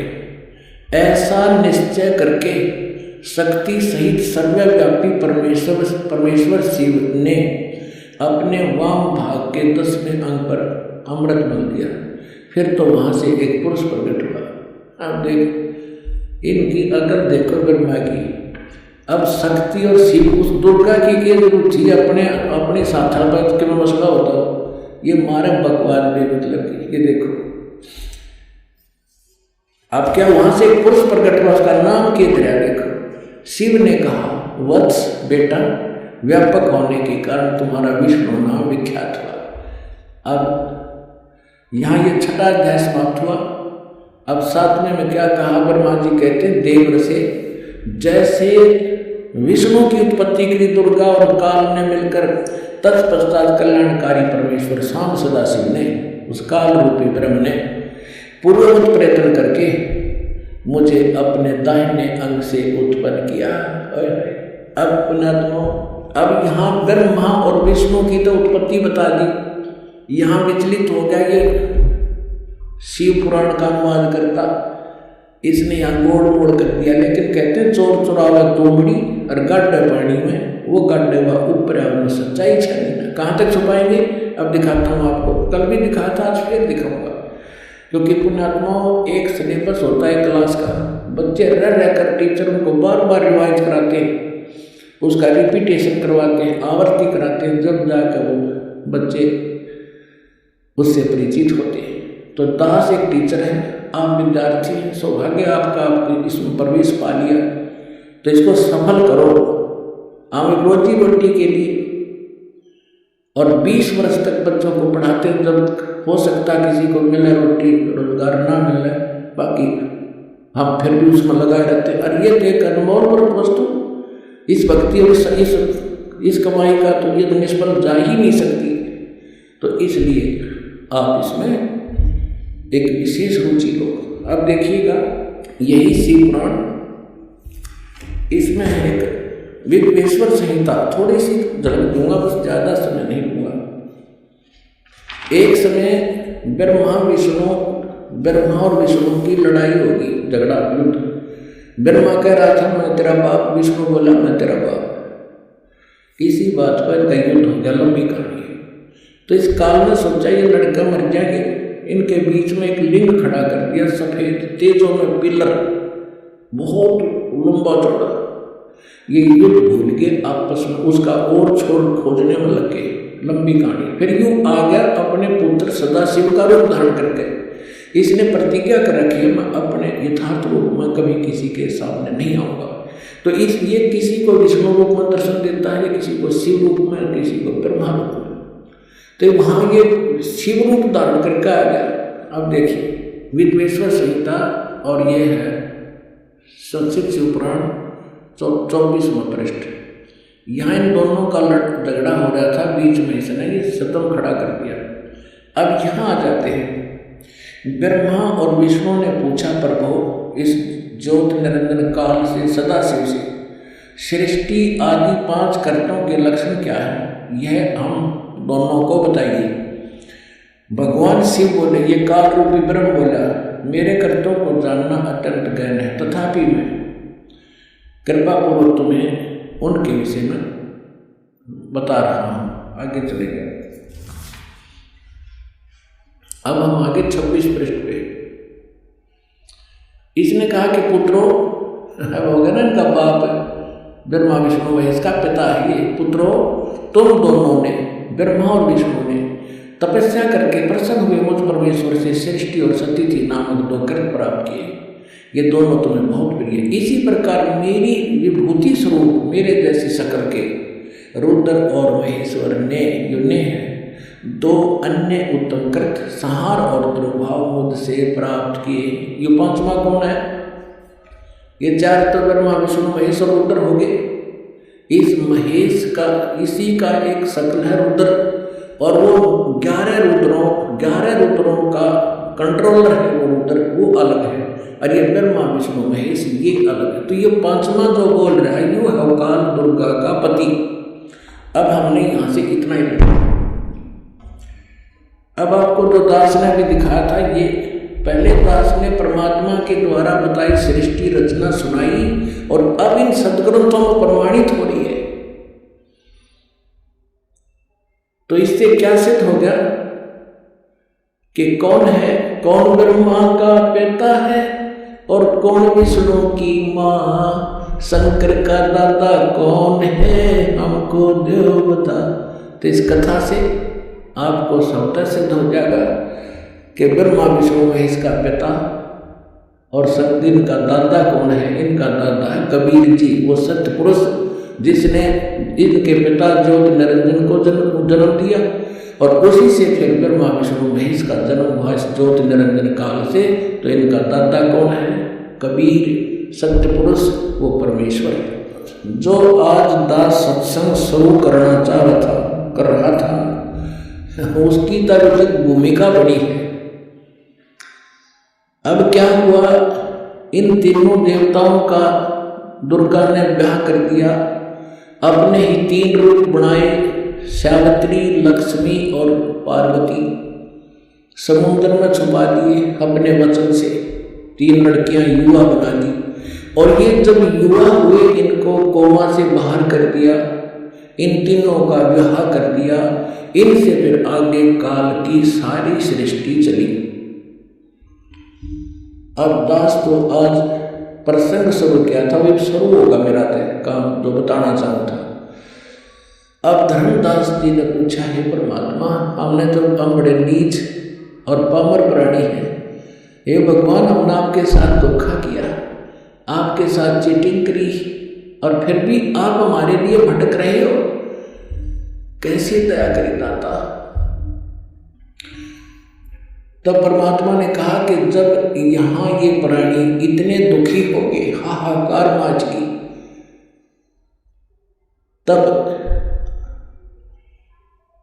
क्योंकि उस समय तक परमात्मा ये बताना चाहते थे, क्योंकि परमेश्वर ने कहा कि उस समय जब यहाँ हाहाकार मची, धर्मदास मैं अपने पुत्र जोगजीत का रूप बना के, जिस पुत्र के रूप बना के इनको निकाला था उसी का रूप बना के मैं वहाँ खड़ा हो गया जहाँ 1,00,000 मानव शरीरधारी प्राणी, स्त्री और पुरुष वहाँ भूलने जा रहे थे तपस्या, और चटक पटक जीव करे थे, वो दोनों चटक पटक कर पड़े थे, बुरा हाल हो रहा था।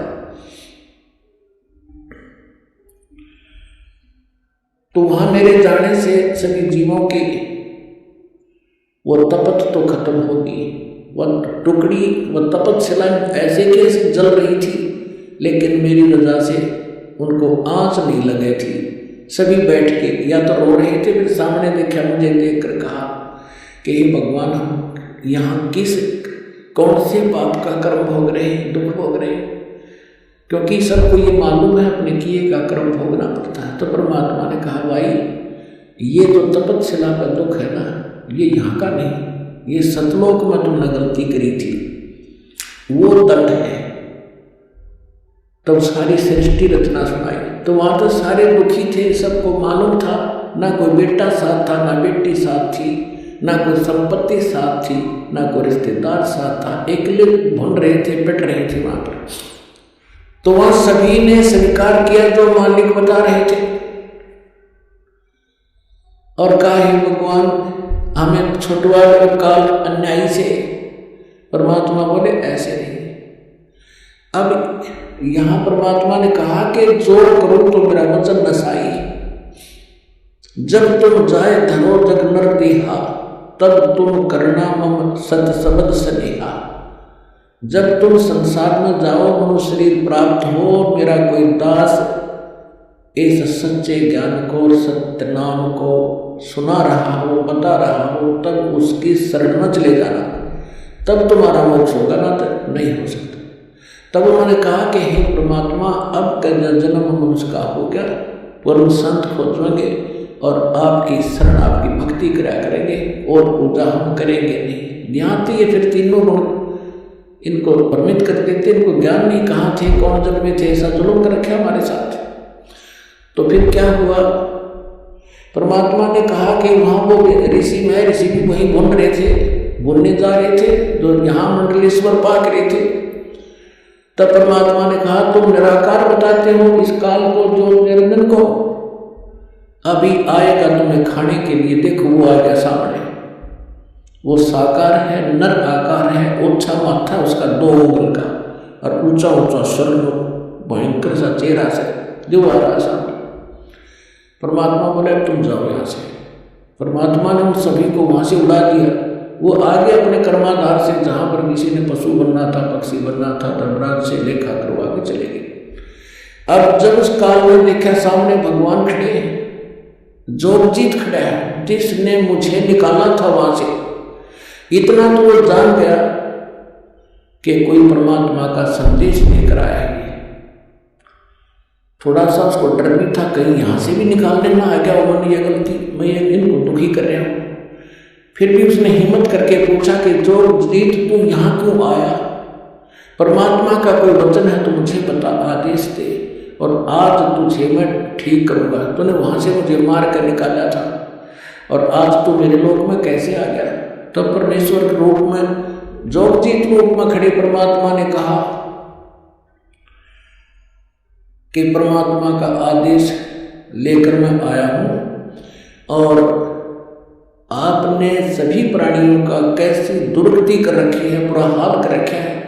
कोई गधा बना दिया, कोई कुत्ता बना दिया, किसी की टांग कट गई, किसी को कैंसर हो गई, किसी का बेटा मर गया, किसी की बेटी विधवा, ऐसा तो ये क्या कहता है कि मैं तो सत्य का राज करता हूँ, जो जैसा कर्म करता अपना भोग रहा है, मैं क्या करूँ? और इसने अपना एजेंट छोड़ रखा मन, आत्मा के साथ, ये सारे उल्टे काम करावे और आत्मा के सिर धर दे कि युग इसने कराया। तो परमात्मा ने कहा कि जो निरंजन, अब मैं किस लिए आया हूँ ये और बता दूँ। कहाँ बता दे मैं नीचे जाऊंगा और तेरी पोल पाड़ूंगा और बताऊंगा ये भगवान नहीं है, ये काल है, ये तुम्हारा दुश्मन है, तुम्हें अपने आहार के लिए रोके हुए है, तुमसे ही बच्चे पैदा करवाता है, ये खुद खाता है। जैसे कसाई बकरे पाला करता है, नर और मादा बकरे छोड़ देता है, वो उत्पत्ति करते हैं अपनी ममता और विषय वासनावश होकर, और खाता कसाई है। तो ऐसा है, ये जाकर बताओ। अपने आत्मा इस बात ने सुनकर भयंकर हो गया काल, और परमात्मा कहते धर्मदास मेरे ऊपर ऐसे टूट के पड़ा जैसे मार देगा उन्हें। और पुणात्मा यहाँ परमात्मा हमें सतर्क करते, हमें याद दिलाना चाहते, कभी भी कोई आपत्ति आवे, आपको जो मंत्र प्राप्त हो, प्रथम हो, द्वितीय हो तो द्वितीय, और तीनों मिल रहे हो तो सार नाम का सिमरण करें। ऐसी किसी प्रकार की आप दावे पर जरूर सिमरण याद कर लेना। तो कहा कि मैंने सतनाम का सुमन शुरू किया सांस उश्वास से, तो उसी समय ये काल या तो मुझे मारने के लिए झपटा था, ऐसे डर गया जैसे पक्षी की पांख कट जाया करे और पड़ा पड़ा तड़प रहा है। ऐसा डर गया कि वहां से भाग कर पाताल में गिर गया। तो इसको पाताल से लाया निकाल कर और कहा चलो ऊपर। तब ये घबरा गया, घना मेरे पैर पकड़ लिए और कहा कोई बात नहीं, आप बेशक नीचे चले जाना, लेकिन एक अर्ज है मेरी, 3 युगों में जीव कम ले जाना और चौथे युग में कितने जीव ले जाना। तो परमात्मा ने कहा ठीक है। और दूसरा ये कहा कि मेरा ज्ञान जो माने वो हमारा, आपके ज्ञान को जो माने वो आपका, बलपूर्वक ना ले जाए। तो परमात्मा ने कहा ठीक है तथास्तु। जब सारे वचन भरवा लिए फिर बदल गया गिरगिट की तरह, कहने लगा कि बेशक चले जाना जो जी, चौथे युग में इन जीवों को इतना कंडम कर दूंगा, ये भक्ति योग नहीं रहेंगे, इनको सब उल्टी साधना पर लगा दूंगा, देवी देवता पत्थर पहाड़ों की पूजा में इनको व्यस्त कर दूंगा, और जब तुम जाओगे तुम्हारी कोई नहीं सुनेगा। परमात्मा बोले आप अपना काम करियो और हम अपना करेंगे। तब क्या कहा था परमेश्वर ने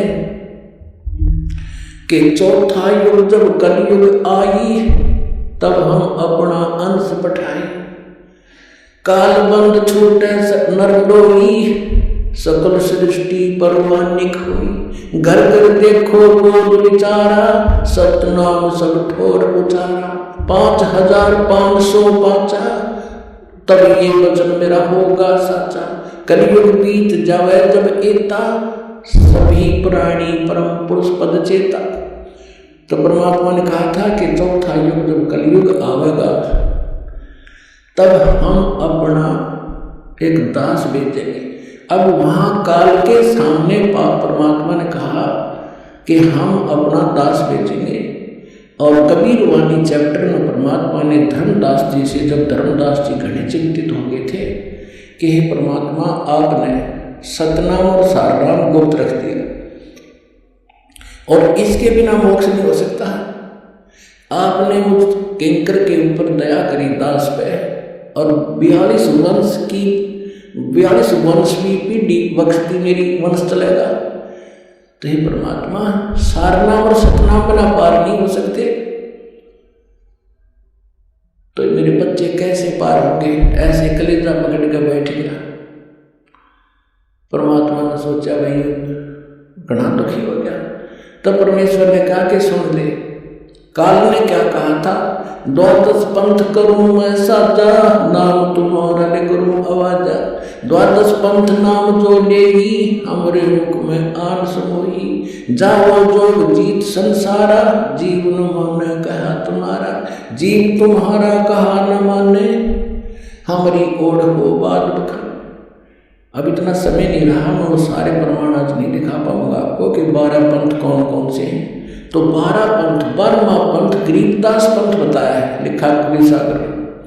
तो परमात्मा ने कहा तू चिंता ना कर धर्मदास, जब 5500 वर्ष कलयुग बीत जाएगा, तब इस या पिछली पीढ़ी आएगी और पिछली पीढ़ी तक ये ज्ञान और तत्व ज्ञान और सतनाम सारनाम गति गुप्त रखना है, नहीं तो काल के दूतों का हाथ लग जाएगा, मेरा सारा मिशन खराब हो जाएगा।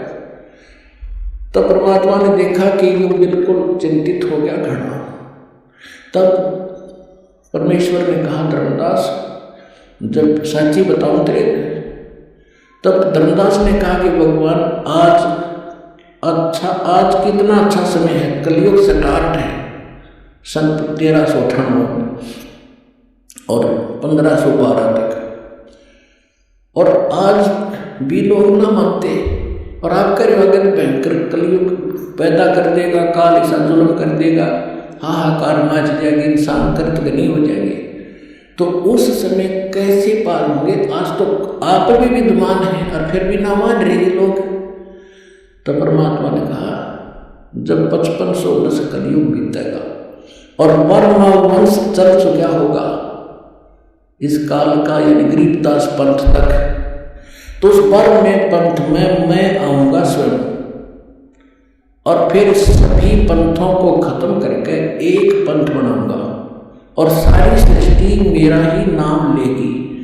तेरे 42 वंश क्या सारी सृष्टि न पार करूंगा धर्मदास, इन 42 की दशकता छोड़ दो। तब उसका उत्तर डटा था और काल के सामने परमात्मा ने थोड़ा सा भेद रखा कि मैं अपना अंश बेचूंगा और वो सारे सूर्य सृष्टि को, और घर घर देखो बोल विचार और सतनाम सब ठोर उचार।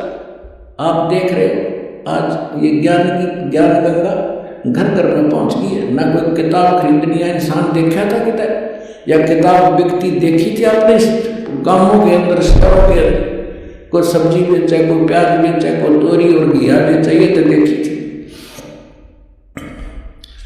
तो परमात्मा ने कहा था घर घर देखो बोध विचारा, मेरे इस ज्ञान की चर्चा घर घर में शुरू हो जाएगी और सारी सृष्टि नाम लेगी और सतनाम सबको बताया जाएगा और परमात्मा के उस परम पद की सतलोक की सबको जानकारी होगी, पूरा विश्व व्यापार।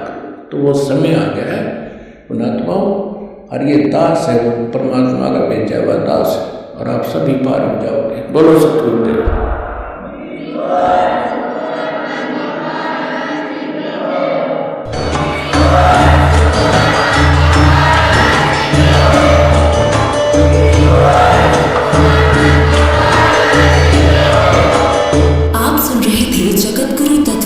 संत रामपाल जी महाराज जी के मंगल प्रवचन। अधिक जानकारी के लिए विजिट कीजिए हमारी वेबसाइट www.jagatgururampalji.org।